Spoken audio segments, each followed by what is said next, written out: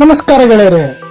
African grey parrot ವಿಶ್ವದ ಅತ್ಯಂತ ಪ್ರಸಿದ್ಧ ಮತ್ತು ಬುದ್ಧಿವಂತ ಪಕ್ಷಿಗಳಲ್ಲಿ ಒಂದಾಗಿದೆ. ಇದರ ವೈಜ್ಞಾನಿಕ ಹೆಸರು ಸಿಟಾಕಸ್ ಎರಿಥಕಸ್.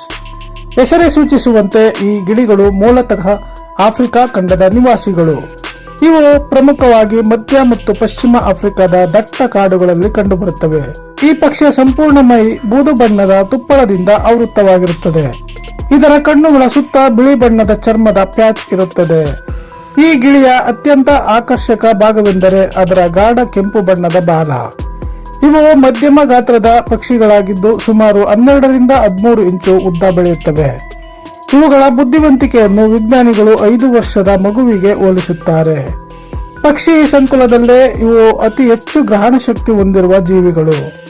ಆಫ್ರಿಕನ್ ಗ್ರೇ ಪ್ಯಾರೆಟ್ಗಳು ಸಾವಿರಾರು ಪದಗಳನ್ನು ಕಲಿಯುವ ಸಾಮರ್ಥ್ಯ ಹೊಂದಿವೆ. ಇವು ಕೇವಲ ಪದಗಳನ್ನು ಉಚ್ಚರಿಸುವುದಿಲ್ಲ, ಅವುಗಳ ಸಂದರ್ಭವನ್ನು ಅರ್ಥ ಮಾಡಿಕೊಳ್ಳುತ್ತವೆ. ಉದಾಹರಣೆಗೆ ಯಾರಾದರೂ ಬಂದರೆ ಹಲೋ ಮತ್ತು ಹೋದಾಗ ಬಾಯ್ ಎನ್ನಲು ಇವು ಕಲಿಯುತ್ತವೆ. ಇವು ಮನುಷ್ಯರ ಧ್ವನಿಯನ್ನು ಮಾತ್ರವಲ್ಲದೆ ಮನೆಯ ಇತರ ಶಬ್ದಗಳನ್ನು ನಕಲು ಮಾಡುತ್ತವೆ. ಟೆಲಿಫೋನ್ ರಿಂಗ್, ಡೋರ್ ಬೆಲ್ ಅಥವಾ ಶಿಳ್ಳೆ ಹೊಡೆಯುವುದನ್ನು ಇವು ಸುಲಭವಾಗಿ ಕಲಿಯುತ್ತವೆ. ಇವುಗಳ ಜೀವನ ಕಾಲ ಬಹಳ ಸುದೀರ್ಘವಾಗಿದ್ದು ಸುಮಾರು 60 ರಿಂದ 80 ವರ್ಷ ಬದುಕುತ್ತವೆ. ಇವು ಸಮೂಹ ಜೀವಿಗಳಾಗಿದ್ದು ಕಾಡಿನಲ್ಲಿ ದೊಡ್ಡ ಹಿಂಡುಗಳಲ್ಲಿ ವಾಸಿಸುತ್ತವೆ. ಇವುಗಳ ಆಹಾರ ಪ್ರಮುಖವಾಗಿ ಹಣ್ಣುಗಳು, ಬೀಜಗಳು ಮತ್ತು ಮರದ ತೊಗಟೆಗಳಾಗಿರುತ್ತವೆ. ಇವು ಆಯ್ದ ಎಣ್ಣೆಕಾಳುಗಳನ್ನು ಮತ್ತು ತಾಜಾ ತರಕಾರಿಗಳನ್ನು ಇಷ್ಟಪಟ್ಟು ತಿನ್ನುತ್ತವೆ. ಕಾಡಿನಲ್ಲಿ ಇವು ಬೀಜಗಳನ್ನು ದೂರದ ಪ್ರದೇಶಗಳಿಗೆ ಹರಡಿ ಕಾಡು ಬೆಳೆಯಲು ಸಹಾಯ ಮಾಡುತ್ತವೆ.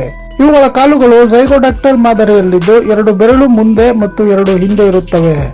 ಈ ಪಾದಗಳ ರಚನೆಯಿಂದ ಇವು ಆಹಾರವನ್ನು ಕೈಯಲ್ಲಿ ಹಿಡಿದು ತಿನ್ನಲು ಸಾಧ್ಯವಾಗುತ್ತದೆ. ಇವು ಬಲವಾದ ಮತ್ತು ಬಾಗಿದ ಕಪ್ಪು ಬಣ್ಣದ ಕೊಕ್ಕನ್ನು ಹೊಂದಿರುತ್ತವೆ.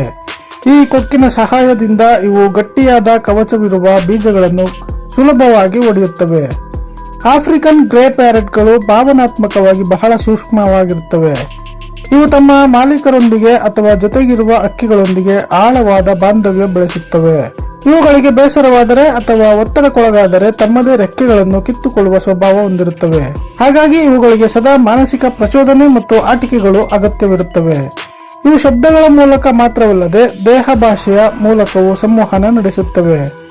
ಇವು ಗಂಟೆಗೆ ಸುಮಾರು 40 ರಿಂದ 50 ಕಿಲೋಮೀಟರ್ ವೇಗದಲ್ಲಿ ಹಾರಬಲ್ಲವು.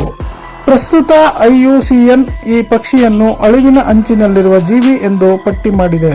ಅಕ್ರಮ ವ್ಯಾಪಾರ ಮತ್ತು ಕಾಡುಗಳ ನಾಶ ಇವುಗಳ ಸಂಖ್ಯೆ ಕಡಿಮೆಯಾಗಲು ಮುಖ್ಯ ಕಾರಣ.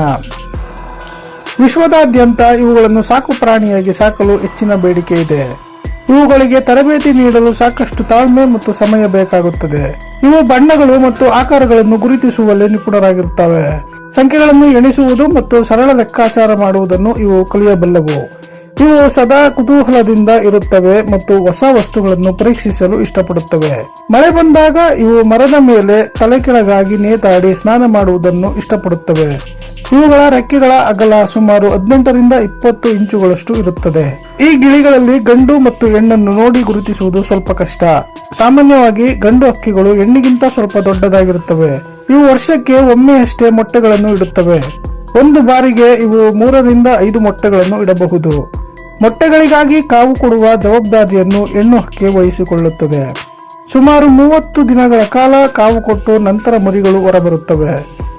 ಮರಿಗಳಿಗೆ ಆಹಾರ ತಂದು ಕೊಡುವ ಕೆಲಸವನ್ನು ಗಂಡು ಹಕ್ಕಿ ಮಾಡುತ್ತದೆ. ಇವುಗಳ ಮರಿಗಳು ಹುಟ್ಟಿದಾಗ ಕಣ್ಣುಗಳು ಕಪ್ಪು ಬಣ್ಣದಲ್ಲಿರುತ್ತವೆ. ವಯಸ್ಸಾದಂತೆ ಕಣ್ಣಿನ ಪಾಪೆ ಹಳದಿ ಅಥವಾ ಬಿಳಿ ಬಣ್ಣಕ್ಕೆ ತಿರುಗುತ್ತದೆ. ಇವುಗಳಿಗೆ ಸ್ವಚ್ಛತೆ ಎಂದರೆ ಬಹಳ ಇಷ್ಟ. ಸದಾ ರೆಕ್ಕೆಗಳನ್ನು ಶುಚಿಗೊಳಿಸಿಕೊಳ್ಳುತ್ತವೆ. ಇವುಗಳ ಬುದ್ಧಿವಂತಿಕೆಯನ್ನು ಸಾಬೀತುಪಡಿಸಲು ಅನೇಕ ಸಂಶೋಧನೆಗಳು ನಡೆದಿವೆ. ಇದರಲ್ಲಿ ಅಲೆಕ್ಸ್ ಎಂಬ ಗಿಳಿ ವಿಶ್ವವಿಖ್ಯಾತವಾಗಿತ್ತು. ಆ ಗಿಳಿ ಸುಮಾರು 150 ಪದಗಳನ್ನು ಅರ್ಥದೊಂದಿಗೆ ಬಳಸುತ್ತಿತ್ತು. ಆಫ್ರಿಕನ್ ಗ್ರೇ ಪ್ಯಾರೆಟ್ಗಳು ಸಂಜೆ ಹೊತ್ತು ಗಟ್ಟಿಯಾಗಿ ಕಿರುಚುವ ಮೂಲಕ ಸಂವಹನ ನಡೆಸುತ್ತವೆ. ಇವು ಮನುಷ್ಯರ ನಗು, ಕೆಮ್ಮು ಮತ್ತು ಸೀನುವ ಶಬ್ದವನ್ನು ಸುಲಭವಾಗಿ ನಕಲು ಮಾಡುತ್ತವೆ. ಇವುಗಳಿಗೆ ಸಂಗೀತದ ಮೇಲೆ ಹೆಚ್ಚಿನ ಆಸಕ್ತಿ ಇರುತ್ತದೆ ಮತ್ತು ರಿದಮ್ಗೆ ತಕ್ಕಂತೆ ತಲೆ ತೂಗುತ್ತವೆ. ಈ ಪಕ್ಷಿಗಳು ಬಹಳ ಸಾಮಾಜಿಕವಾಗಿದ್ದು ಒಂಟಿತನವನ್ನು ಇಷ್ಟಪಡುವುದಿಲ್ಲ.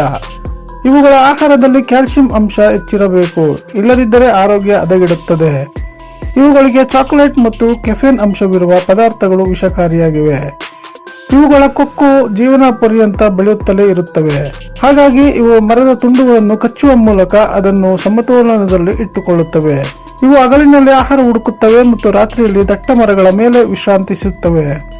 ಈ ಗಿಳಿಗಳು ತಮ್ಮ ಸಂಗಾತಿಯನ್ನು ಒಮ್ಮೆ ಆರಿಸಿಕೊಂಡರೆ ಜೀವನ ಪರ್ಯಂತ ಅದರ ಜೊತೆಗೆ ಇರುತ್ತವೆ. ಇವುಗಳ ದೃಷ್ಟಿಶಕ್ತಿ ಬಹಳ ತೀಕ್ಷ್ಣವಾಗಿದ್ದು ದೂರದ ವಸ್ತುಗಳನ್ನು ಸ್ಪಷ್ಟವಾಗಿ ನೋಡಬಲ್ಲವು. ಇವುಗಳ ಚರ್ಮದಲ್ಲಿನ ಗ್ರಂಥಿಗಳು ಪುಡಿಯನ್ನು ಬಿಡುಗಡೆ ಮಾಡುತ್ತವೆ.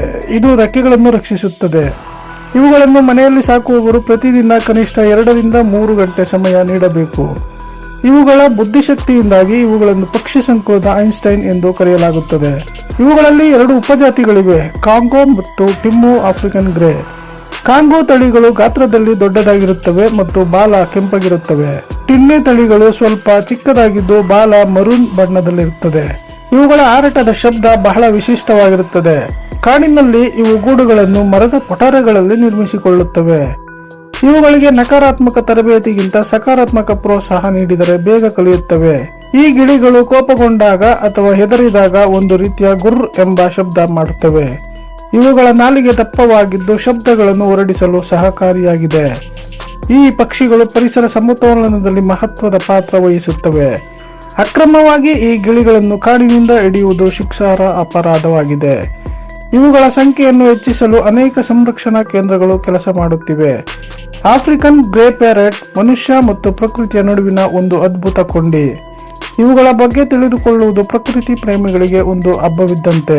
ಕೊನೆಯದಾಗಿ ಇವು ಕೇವಲ ಹಕ್ಕಿಗಳಲ್ಲ, ಇವು ಅದ್ಭುತ ವ್ಯಕ್ತಿತ್ವ ಹೊಂದಿರುವ ಜೀವಿಗಳು.